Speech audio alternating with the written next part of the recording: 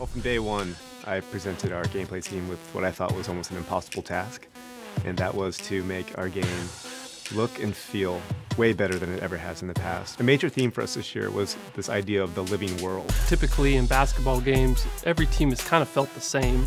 You know, you get some signature moves, some players here and there, but overall teams have felt the same. We wanted everything on the court, from the way that fans react to you, the coaches, the player intelligence, everything to be part of this environment that was smart. The system is dynamically changing and evolving constantly. All 30 coaches now have their own mindset. If you look at the finals last year, you saw how the Warriors and the Cavs were constantly readjusting to each other. You saw Delhi step up and play starter minutes, and you also saw how the Warriors went small ball and how successful that was for them. Basketball is a game of situations. The way players react to you as they see schemes on the floor.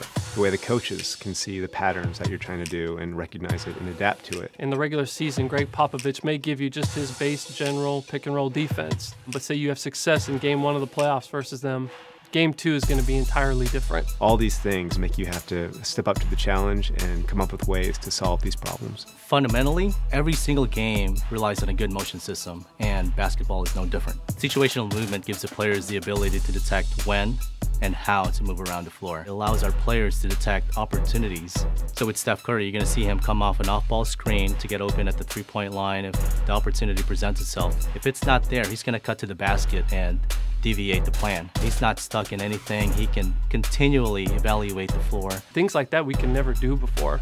And now with this new system, we can do those things. We really feel like the X's and O's of NBA basketball have never been replicated this true to form ever before.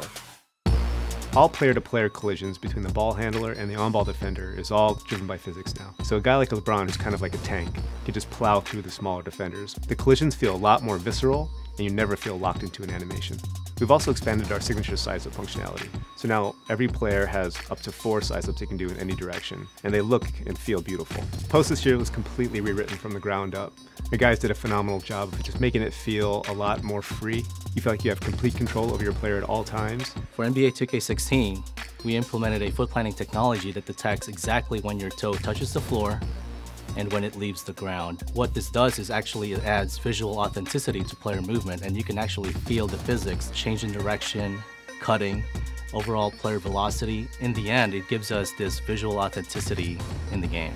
And on the sticks, now we have 3 dedicated pass buttons that give you instant access to any pass type you'd want to throw. So bounce passes, flashy passes, lobs, alley-oops. This is easily the best looking, the best feeling, and the most realistic 2K basketball we've ever made. Well, winning is not a sometimes thing, it's an all-the-time thing. So this year, we had to top what we did last year. NBA 2K16 is going to be the smartest game of basketball we've ever made. It's going to have the most realistic physics you've ever seen in a basketball game. It's going to have storylines from game to game that change all the time. I can't speak highly enough of our gameplay team and what our engineers pulled off this year. They really pulled off the impossible. NBA 2K16 is going to be the most authentic sports gaming experience that you've ever played.